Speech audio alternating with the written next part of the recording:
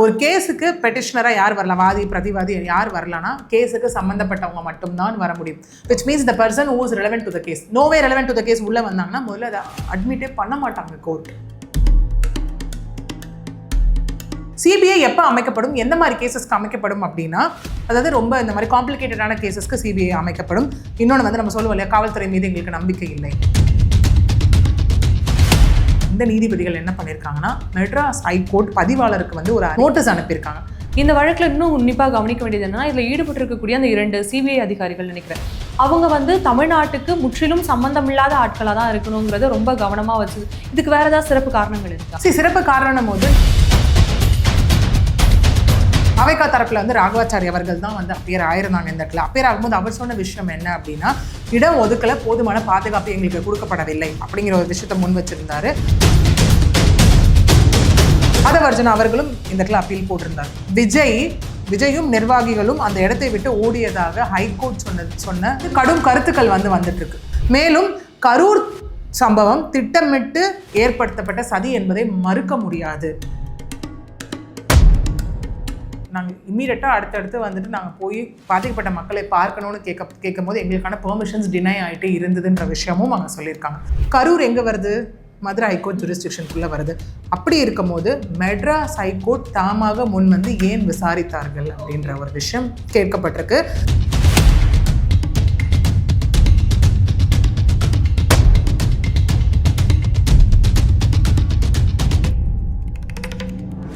நேயர்களுக்கு வணக்கம். கரூர்ல 41 பேர் கூட்ட நெரிசல்ல சிக்கி உயிரிழந்த சம்பவம் தற்பொழுது சிபிஐயின் வசம் ஒப்படைக்கப்பட்டிருக்கு. இது குறித்த ஒரு சிறிய நேர்காணலுக்காக நம்மோடு இணைந்திருக்கிறார் வழக்கறிஞர் பிரியதர்ஷினி. வணக்கம் மேம். வணக்கம் மேம்.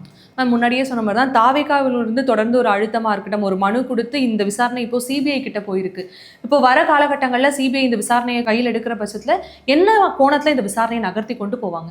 நம்ம அதை போன டிஸ்கஷனில் நம்ம பேசியிருந்த மாதிரி வெள்ளிக்கிழமை வந்துட்டு விசாரணைக்கு வந்த ஒரு விஷயம், எல்லா தரப்பு வாதங்களும் அங்கே வைக்கப்படுது. தாவேகா தரப்புலையா இருக்கட்டும், இல்லை கவர்மெண்ட் தரப்புலையா இருக்கட்டும். அதுக்கப்புறம் வந்து புதுசாக அங்கே ஒரு விஷயம் என்னென்னா, பாதிக்கப்பட்ட மக்களும் பெட்டிஷனராக உள்ளே வந்திருந்தாங்க சுப்ரீம் கோர்ட்டில். ஒரு குழந்தையுடைய அப்பா வந்து சொல்லியிருந்தாரு, இது வரைக்கும் எங்கேயும் வரல, அவங்க எங்கேயும் வந்திருந்தாங்க. அவங்க என்னென்னலாம் வாதங்கள் முன் வச்சாங்கன்னு நம்ம பார்க்கலாம்.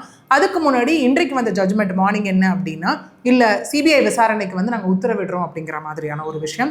ப்ளஸ் சுப்ரீம் கோர்ட்டே ஒரு எஸ்ஐடி ஸ்பெஷல் இன்வெஸ்டிகேஷன் டீமையும் இங்கே அப்பாயிண்ட் பண்ணியிருக்கு. அஜஸ் ரஸ்தோகி அவர்கள் தலைமையில் வந்துட்டு 3 பேர் கொண்ட குழு அது. அதில் 2 ஐபிஎஸ் அதிகாரிகளும் அதில் இருப்பாங்க அப்படின்னும் சொல்லியிருக்காங்க. அதே மாதிரி தான் இங்கே சிபிஐ தரப்புலையும் பண்ணுவாங்க. அவங்க இங்கே ஸ்பெஷல் இன்வெஸ்டிகேஷன் டீம் வசம் எல்லா ரிப்போர்ட்ஸையும் அவங்க வந்து சப்மிட் பண்ணுவாங்க.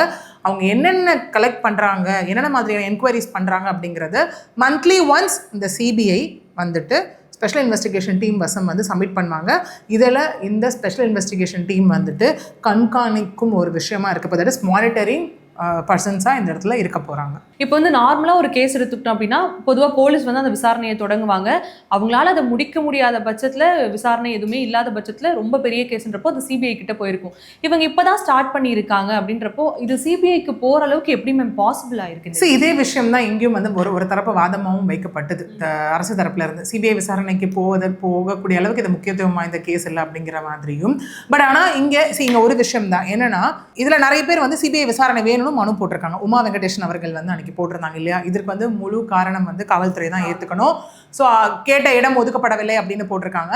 நான் சொன்னேன் இல்லையா, இதில் சுப்ரீம் கோர்ட்டில் புதுசாக பாதிக்கப்பட்ட மக்கள் தரப்புல இருந்தும் உள்ளே வந்திருந்தாங்க அப்படின்னு சொல்லி அவங்களும் சில வாதங்களை வச்சுருந்தாங்க. அதுவும் நம்ம பார்ப்போம். ஓகே, இந்த வாதங்களை எல்லாம் கேட்ட பிறகு தான் இந்த சிபிஐ விசாரணை வந்து இங்கே வந்து உத்தரவிடப்பட்டிருக்கு. ஓகே, ஏன்னா ஒரு கேஸுக்கு பெட்டிஷனராக யார் வரலாம், வாதி பிரதிவாதி யார் வரலாம்னா கேஸுக்கு சம்மந்தப்பட்டவங்க மட்டும்தான் வர முடியும். Which means the person who is relevant to the case. No way relevant to the case உள்ளே வந்தாங்கன்னா முதல்ல அதை அட்மிட்டே பண்ண மாட்டாங்க கோர்ட். ஓகே, விச் மீன்ஸ் முகாந்தாரம் இல்லைன்னு சொல்லி, பிரைமா ஃபேஸ் இல்லைன்னு சொல்லி அந்த பெட்டிஷனை வந்து அட்மிட் ஸ்டேஜ்லேயே வந்து டிஸ்மிஸ் பண்ணிடலாம். ஓகே, அட்மிட் பண்ண மாட்டாங்க. அப்படி இருக்கும்போது எல்லா தரப்பையும் கேட்டுட்டு தான் இந்த விஷயம் இங்கே அமைக்கப்பட்டிருக்கு. சிபிஐ எப்போ அமைக்கப்படும், எந்த மாதிரி கேசஸ்க்கு அமைக்கப்படும் அப்படின்னா, அதாவது ரொம்ப இந்த மாதிரி காம்ப்ளிகேட்டடான கேசஸ்க்கு சிபிஐ அமைக்கப்படும். இன்னொன்று வந்து நம்ம சொல்லுவோம் இல்லையா, காவல்துறை மீது எங்களுக்கு நம்பிக்கை இல்லை, அதெல்லாம் சிபிசிஐடி வேணும், சிபிஐ வேணும்னு கேட்போம் இல்லையா, அந்த மாதிரி விஷயங்களுக்காக. ப்ளஸ் ஒன்று வந்து மாநில அரசை கேட்டுட்டு வந்து அப்பாயிண்ட் பண்ணணும், இல்லைனா கோர்ட் கேன் டைரக்ட்லி அப்பாயிண்ட். இந்த இடத்துல கோர்ட்டு தான் இந்த இடத்துல அப்பாயிண்ட் பண்ணியிருக்காங்க. அது மட்டும் இல்லாமல் இது வந்து மகேஸ்வரியும் விஜய் பிஷ்னாய் அவங்க தலைமையில் 2 நீதிபதிகள் கொண்ட பெஞ்சின் தலைமையில் தான் இன்றைக்கி இந்த ஜட்ஜ்மெண்ட் வந்து வழங்கப்பட்டிருக்கு. கூடவே பார்த்தோம் அப்படின்னா இந்த நீதிபதிகள் என்ன பண்ணியிருக்காங்கன்னா மெட்ராஸ் ஹைகோர்ட் பதிவாளருக்கு வந்து ஒரு நோட்டீஸ் அனுப்பியிருக்காங்க. இது வரைக்கும் இந்த கேஸ் ரிலேட்டடாக அங்கே நடந்தது இல்லையா, லைக் ஆர்குமெண்ட்ஸ் ஜட்ஜ்மெண்ட்ஸ் எல்லாம் கொடுக்கப்பட்டது இல்லையா, அது எல்லாத்தையும் ஒரு அறிக்கையாக எங்களுக்கு சப்மிட் பண்ணுங்க அப்படின்னு சொல்லி சுப்ரீம் கோர்ட் இப்போது இங்கே ஒரு விஷயமும் கேட்டிருக்காங்க. ஓகே, இதுதான் இன்னைக்கு வெள்ளிக்கிழமை நடந்த வாதங்களின் அடிப்படையில் சுப்ரீம் கோர்ட் கொடுத்த ஜட்ஜ்மெண்ட். இந்த வழக்கில் இன்னும் உன்னிப்பாக கவனிக்க வேண்டியது என்னன்னா, இதில் ஈடுபட்டிருக்கக்கூடிய அந்த 2 சிபிஐ அதிகாரிகள் நினைக்கிறேன், அவங்க வந்து தமிழ்நாட்டுக்கு முற்றிலும் சம்பந்தமில்லாத ஆட்களாக தான் இருக்கணுங்கிறத ரொம்ப கவனமாக வச்சுது. இதுக்கு வேற ஏதாவது சிறப்பு காரணங்கள் இருக்கா? சிறப்பு காரணம் போது நான் நம்ம அது வாதங்களில் பார்த்துலாம், அந்த வாதங்கள் பார்த்துல நீங்கள் கேட்ட கேள்விக்கு எல்லாமே அதில் பதில் இருக்கும் அப்படின்னு நினைக்கிறேன். தாவேகா தரப்பில் வந்து ராகவாச்சாரி அவர்கள் தான் வந்து அப்பியர் ஆயிருந்தாங்க இந்த இடத்துல. அப்பியர் ஆகும்போது அவர் சொன்ன விஷயம் என்ன அப்படின்னா, இடம் ஒதுக்கல போதுமான பாதுகாப்பு எங்களுக்கு கொடுக்கப்படவில்லை அப்படிங்கிற ஒரு விஷயத்தை முன் வச்சிருந்தாரு. இன்னொன்று அரசின் நிர்வாக அலட்சிய போக்கே இதற்கு முழு காரணம் அப்படிங்கிற ஒரு விஷயமா இருக்கட்டும். முழு பொறுப்பு அவர்களே ஏற்கணும், ஸோ இதை சிபிஐ தான் விசாரிக்கணும் அப்படிங்கிற மாதிரி அவங்க முன் வச்சிருப்பாங்க. அது மட்டும் இல்லாமல் ஆதவர்ஜன் அவர்களும் இந்த இடத்துல அப்பீல் போட்டிருந்தார். அதாவது இவங்க வந்து சிபிஐலாம் போட முடியாது அப்படின்னு ஹைகோர்ட் சொன்ன ஒரு விஷயத்துக்கு. அதுக்கு தாவேகா தரப்பில் என்னென்ன வாதங்கள் முன்வைக்கப்பட்டது அப்படின்னு பார்த்தோன்னா, விஜயும் நிர்வாகிகளும் அந்த இடத்தை விட்டு ஓடியதாக ஹைகோர்ட் சொன்ன கடும் கருத்துக்கள் வந்துட்டு இருக்கு இல்லையா. ஹைகோர்ட் வந்து சொன்ன ஒரு விஷயத்துக்கு, ஏன்னா அதெல்லாம் திரும்ப பேசப்பட்டது. விஜய் அவர்களுக்கு தலைமை பண்பே இல்லை, அந்த இடத்த விட்டு மற்ற கட்சி தலைவர்கள் அங்கே வந்த போதும் விஜய் அவர்கள் அங்கேருந்து ஓடிட்டாரு அந்த மாதிரியான விஷயங்கள் அங்கே வைக்கப்பட்டது. அதுக்கு கடும் கருத்துக்களும் வந்துட்டு இருக்கு அப்படிங்கிற ஒரு விஷயமா இருக்கட்டும். தலைவர் மீது தவறான எண்ணங்களை இது உருவாக்கி இருக்கிறது அப்படிங்கிற ஒரு விஷயமும் தாவேகா தரப்புல இருந்து சொல்லப்பட்டது. மேலும் கரூர் சம்பவம் திட்டமிட்டு ஏற்படுத்தப்பட்ட சதி என்பதை மறுக்க முடியாது அப்படின்னு சொல்லியிருக்காங்க தாவேகா தரப்புல இருந்து. வாதங்கள்லாம் முன்வைக்கப்பட்ட ஒரு விஷயம். இன்னொன்று, எஸ்ஐடி வந்து ஹைகோர்ட் போட்டாங்க இல்லையா, அந்த ஆர்டரை ரத்து செய்யணும்னு கேட்டிருக்காங்க. கூடவே என்ன அப்படின்னா, விஜய் அவர்கள் தப்பிச்சுலாம் ஓடலை. இப்போ ஆதவர்ஜன் அவர்களும் ப்ரெஸ் மீட் கொடுத்துருந்தாரு இல்லையா, 15 நாள் வந்து நாங்கள் மௌனமாக இருந்துட்டோம், இப்போ பேச வேண்டிய நேரம் அப்படிங்கிற மாதிரி போலீஸ் கட்டாயப்படுத்தியதில் தான் அங்கிருந்து சென்றோம். எஸ், இங்கே இருந்தால் லா அண்ட் இஷ்யூ ஆர்டர் ஆகிடும், ஸோ நீங்கள் கிளம்புங்கன்னு போலீஸ் எங்களை வலியுறுத்தினாங்க, அதனால தான் நாங்கள் கிளம்பணும் அப்படிங்கிற மாதிரியும் சொல்லியிருக்காங்க. இன்னொன்று, நாங்கள் இம்மீடியட்டாக அடுத்தடுத்து வந்துட்டு நாங்கள் போய் பாதிக்கப்பட்ட மக்களை பார்க்கணும்னு கேட்கும் போது எங்களுக்கான பெர்மிஷன்ஸ் டினை ஆகிட்டே இருந்ததுன்ற விஷயமும் அவங்க சொல்லியிருக்காங்க. லாஸ்ட்டாக ஐ திங்க் டிஜிபியை பார்த்து அவங்க மனு கொடுத்துருந்தாங்க இல்லையா அந்த இடத்துல. ஸோ கூடவே என்ன அப்படின்னா, இன்னொரு விஷயம் ஹைகோர்ட் கேட்டிருந்தாங்கல்ல, hit and run case file பண்ணுங்கள், அந்த வாகனத்தை ஏன் இன்னும் பறிமுதல் பண்ணலை அப்படின்னு கேட்டதுக்கான இது விஷயமா இங்கே என்ன ஒரு வாதம் முன்வைக்கப்பட்டிருக்கு அப்படின்னா, பரப்புரை வாகனம் அருகே நிறைய வாகனம் வந்துச்சு, பட் அதில் இடிச்சது என்னவோ ஒரு வாகனத்தின் மீது தான் அப்படிங்கிற விஷயமும் சொல்லியிருக்காங்க. இன்னொன்று என்ன சொல்லியிருக்காங்கன்னா, இந்த கேஸில் விஜய் அவர்கள் எதிர் மனுதாரரே கிடையாது. Vijay is not a party to the case. File பண்ணப்பட்டது எல்லாமே. பிறகு ஏன் எங்களை பற்றி கருத்து சொல்லணும் ஹைகோர்ட் அப்படின்னும் தாவேகா இங்கு வாதம் வச்சிருக்காங்க. கூடவே என்ன அப்படின்னா, விஜயின் தலைமை பாண்பு பற்றியெல்லாம் கேள்வி எழுப்புறாங்க, which is no way relevant to this case அப்படின்னும் சொல்லியிருக்காங்க. இன்னொன்று என்ன அப்படின்னா, இப்போ நீங்கள் கேட்டிங்க இல்லையா, லைக் எஸ்ஐடி வந்து ஏன் அவங்க வேணான்னு சொல்கிறாங்க அப்படின்றதுக்கு காரணம் என்னென்னா, எஸ்ஐடியில் வந்து முழுக்க மாநில ஆஃபீஸர்ஸ் மட்டுமே நியமனம் பண்ணியிருக்காங்க. ஓகே. இன்னொன்று, எஸ்ஐடியை நாங்கள் எதிர்க்கலை, எஸ்ஐடியை போட்டாங்க இல்லையா, அதில் இருக்க ஆஃபீஸர்ஸ் போட்டாங்க இல்லையா, அந்த போலீஸை மட்டுமே நாங்கள் எதிர்க்கிறோம் அப்படின்னு அவங்க சொல்லியிருக்காங்க. ஸோ அதனால் சுப்ரீம் கோர்ட் எஸ்ஐடியை முன் வந்து அமைக்கணும், ப்ளஸ் அதை மானிட்டர் பண்ணுறதுக்காக ஒரு ரிட்டையர்ட் ஜட்ஜையும் இந்த இடத்துல வந்து அப்பாயிண்ட் பண்ணணும் அப்படின்னு சொல்லி தாவேகா தரப்புலேருந்து ஒரு வாதமாக முன்வைக்கப்பட்டுச்சு.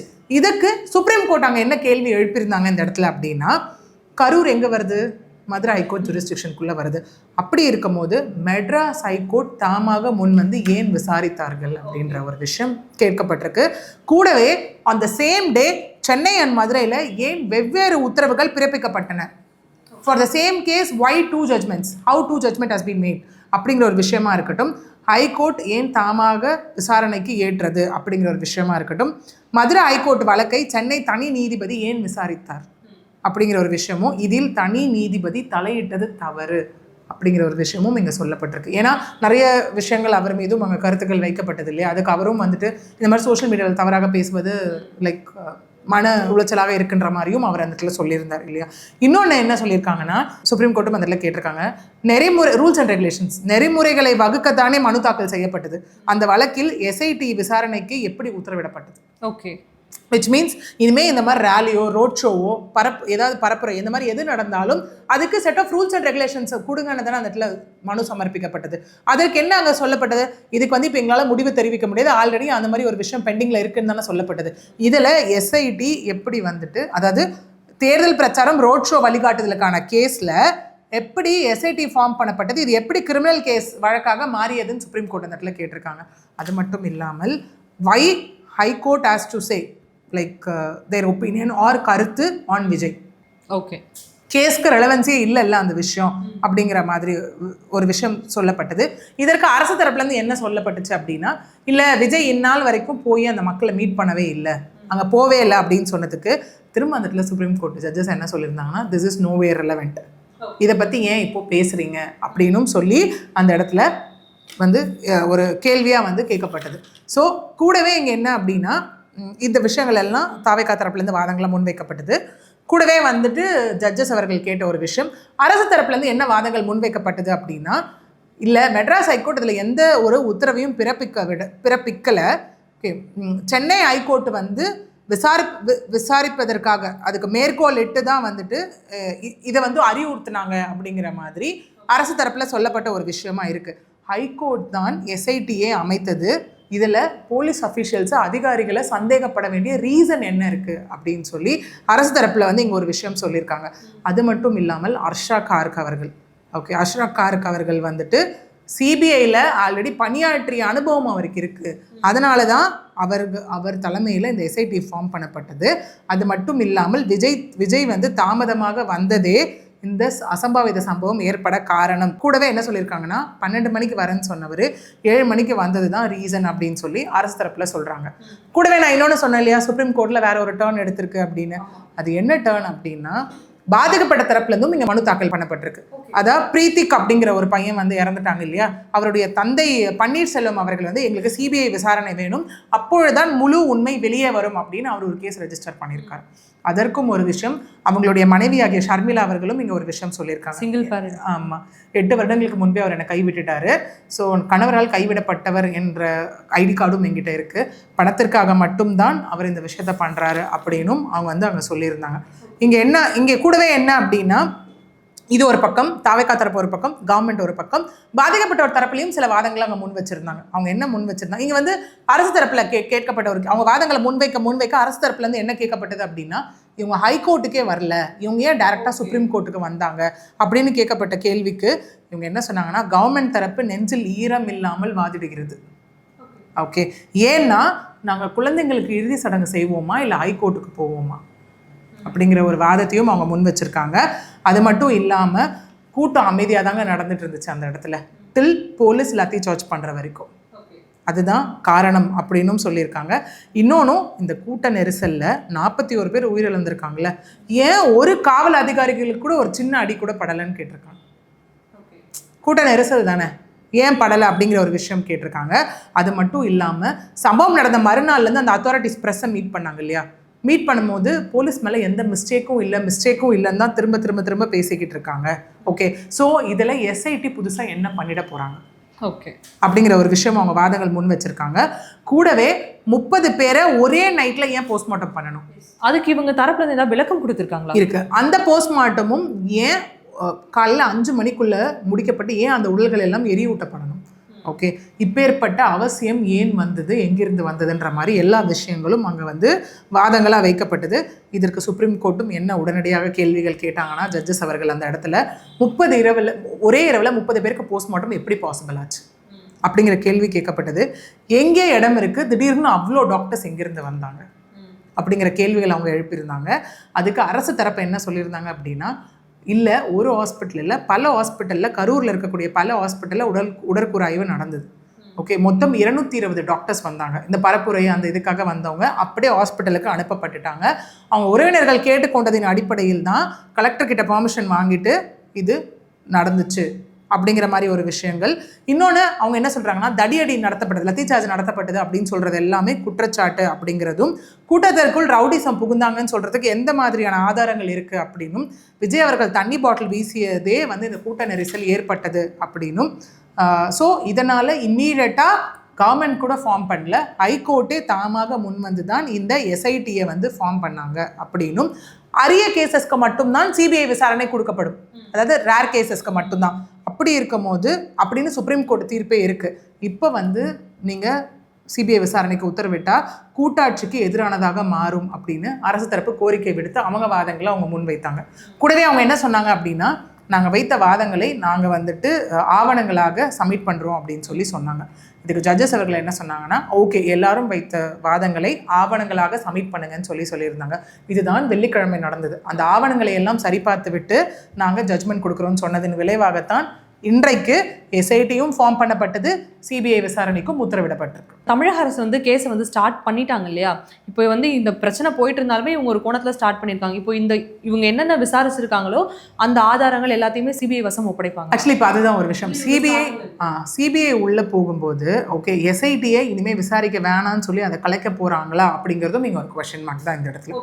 அது வந்து மேபி அடுத்த ஃபர்தர் ஆர்டர்ஸில் வி கேன் எக்ஸ்பெக்ட் தட் அந்த இடத்துல. ஏன்னா கரூர் காவல் அதிகாரிகள் வந்து முன்ன என்னென்னலாம் விசாரிச்சுட்டு இருந்தாங்களோ அதெல்லாம் எஸ்ஐடி வசம் ஒப்படைக்க வேண்டும் அப்படின்னு சொன்னாங்க. ஒப்படைச்சாலும் அவங்க ஃப்ரம் ஸ்க்ராட்ச் தான் அவங்க இன்வெஸ்டிகேஷனை வந்து ஸ்டார்ட் பண்ணியிருப்பாங்க. ஓகே, ஏன்னா அருணா ஜெகதீஷன் அவர்கள் ஒரு பக்கம் பண்ணுற மாதிரி, இங்கே ஒரு பக்கம் பண்ணுற மாதிரி. ஏன்னா அதுக்கேற்ற மாதிரி பார்த்தீங்கன்னா இப்போ எஸ்ஐடி வந்து என்ன பண்ணியிருக்காங்க, 3 குழுவாக பிரித்து விசாரணையை அவங்க ஆல்ரெடி ஆரம்பிச்சிட்டாங்க. அதாவது தாந்தோணி மலை அரசு சுற்றுலா மாளிகை கிட்ட ஒன்று, ஒரு முகாம்கள் அமைக்கப்பட்ட, 2வது வந்து அரசு சுற்றுலா மாளிகை கிட்ட இருக்க கவர்மெண்ட் பில்டிங், 3வது கரூர் புகலூரில் இருக்க டிஎன்பிஎல் வளாகம். இவங்க ப்ளஸ் அங்கே அதை எல்லாத்தையும் எடுத்து டெலிகாஸ்ட் பண்ணாங்க இல்லையா, அந்த 10 லோக்கல் சேனல் ஓனர்ஸ்கிட்டையும் இப்போ விசாரணை நடந்துட்டுருக்கு. ஸோ இதெல்லாம் அவங்க ஒரு பக்கம் விசாரணை அந்த பக்கம் ஸ்டார்ட் பண்ணியிருக்காங்க. ஸோ இனிமே இவங்க விசாரித்த ஒரு விஷயம் சிபிஐ வசம், ஏன்னா இங்கே நம்பிக்கை இல்லைன்னு தானே சிபிஐயே கேட்குறாங்க. இப்போ சிபிஐ ஃப்ரெஷ்லேருந்து ஒரு விஷயம் தான் இங்கே ஸ்டார்ட் பண்ணுவாங்க. இந்த கரூர் சம்பவத்தை எடுத்துக்கிட்டோம்னா பல்வேறு விதமான யூகங்களும் மக்களுடைய கற்பனைகள், ஊடகங்களுடைய கற்பனைகள்லாம் வந்து குவிந்து கிடக்குது அப்படின்னே சொல்லலாம். அப்படி வந்து இந்த சிபிஐ இந்த வழக்கை வந்து விசாரித்த முடிவில் ஒருவேளை காவல்துறையுமே தப்பு பண்ணியிருக்காங்க அப்படின்னா என்ன தண்டனை கிடைக்கும்? ஆரல்ஸ் வந்து விஜய் அவர்கள் வந்து தாமதமாக வந்தது, அங்கே சரியான வழிகாட்டு நெறிமுறைகள் இல்லாதது தான் இதுக்கு காரணம் அப்படின்னா வழக்கினுடைய முடிவு என்னவா இருக்கும்? அகெயின் ஏன் ஒரு விஷயத்த நம்பிக்கையில்லைன்னு ஏன் என்கொயரி ஸ்ட்ராங்காக வேணும், உண்மைத்தன்மை அறியணும் அப்படின்னு நம்ம கேட்குறாங்கன்னோ, பயாஸ்டாக இருக்கக்கூடாது அந்த விஷயம். ஓகே, அதனால தான் எந்த விதத்துலையும் எங்களுக்கு காவல்துறை மீதே நம்பிக்கை இல்லை, எங்களுக்கு சென்ட்ரல்லேருந்து ஒரு ஃபோர்ஸ் வேணும், ஒரு விஷயம் வேணும் தான் அவங்க கேட்குறாங்க. ஓகே, லோக்கல்லேருந்து யாரோட தலையீடும் இருக்கக்கூடாதுன்றதுனால தான். ஸோ அவங்க விசாரித்து சப்மிட் பண்ண போகிற ரிப்போர்ட் அன்பயாஸாக இருக்கும் அப்படின்ற ஒரு நம்பிக்கையின் அடிப்படையில் தான் இந்த விஷயம் இங்கே எல்லாமே முன்வைக்கப்பட்டு இன்றைக்கி அது ஆர்டரும் கொடுக்கப்பட்டிருக்கு அந்த விஷயத்தில். அப்படி இருக்கும்போது அவங்க வைக்கிற ரிப்போர்ட் யாருக்கு அகெயின்ஸ்டாக இருந்தாலும் கண்டிப்பாக அவங்க மீது தக்க நடவடிக்கை அங்கே எடுக்கப்படும். அது காவல்துறையாக இருந்தாலும் சரி, இல்லை கட்சி ரீதியாக இருந்தாலும் சரி, எந்த பக்கமாக இருந்தாலும். ஏன்னா இப்போ மக்கள் இங்கே என்ன சொல்கிறாங்க, வந்துட்டு காவல்துறை தான் அங்கே காரணம். அங்கே இருந்த மக்களே பாதிக்கப்பட்ட மக்கள் தானே இதில் ஒரு மனுதாரராக உள்ளே வந்திருக்காங்க. வந்து அவங்க சொல்லியிருக்காங்க இல்லையா, அவங்க லத்தி சோச் பண்ணதுக்கு தான் இதுக்கு ரீசனு, எங்களுக்கு காவல்துறை மீது நம்பிக்கை கிடையாது, அப்புறம் ஏன் எஸ்ஐடின்னு தானே எங்க கேட்டிருக்காங்க. அதே லோக்கல் போலீஸ் அஃபிஷியல்ஸ் தானே இதுக்குள்ளே இருக்க போகிறாங்க. அப்புறம் எதுக்கு யார் விசாரிக்க போகிறா? நீங்கள் காவல்துறை மீது வந்து தப்பில்லைன்னு சொல்லிட்டு இருக்கீங்க. ஹைகோர்ட்டே ஒரு விஷயத்த சொல்லியிருந்தாங்க இல்லையாங்க, ஏன்னா அங்கே இருக்கக்கூடிய பேசிக் தண்ணி அண்ட் மருத்துவ வசதியை கண்காணிக்க வேண்டியது காவல்துறையோட வேலை, சட்டம் ஒழுங்கு சார்ந்த வேலைன்னு சொன்னாங்கல்ல. அப்போது கோர்ட்டே அந்த இடத்துல வந்து ஒரு கருத்தை, ஒரு கண்டனம் முன்வைக்கும் போது எப்படி தவறில்லைன்னு சொல்ல முடியும் அப்படின்னு தான் இங்கே பாதிக்கப்பட்டவர்கள் தரப்புல வந்து வைத்த வாதமாகவும் இந்த இடத்துல இருக்கு. இதன் அடிப்படையில் தான் இன்னைக்கு இந்த விஷயம் நமக்கு வந்திருக்கு. சிபிஐ கிட்ட இருந்து ஒவ்வொரு கட்ட விசாரணையின் பொழுதுமே நமக்கு என்னென்ன கண்டிப்பா, ஏன்னா சிபிஐ வந்து மாதம் அவங்க என்னென்ன விசாரிக்கிறாங்களோ அதை ஒரு மாதம் ஒரு முறை அதை ரிப்போர்ட்டா வந்து இந்த ரிட்டையர்ட் ஜட்ஜ் அவங்க தலைமையில ஃபார்ம் பண்ணப்பட்ட எஸ்ஐடிக்கு அவங்க கண்டிப்பா சப்மிட் பண்ணியே ஆகணும். சிபிஐனுடைய விசாரணை வரும் காலகட்டங்களில் எந்த பக்கமாக நகருது அப்படிங்கிறத பொறுத்திருந்து பார்க்கலாம். என்னோட கலந்துக்கிட்டு உங்களுடைய கருத்துக்களையும் இந்த வழக்கு சம்பந்தப்பட்ட பல தகவல்களையும் பகிர்ந்திருக்கீங்க. ரொம்பவே நன்றி.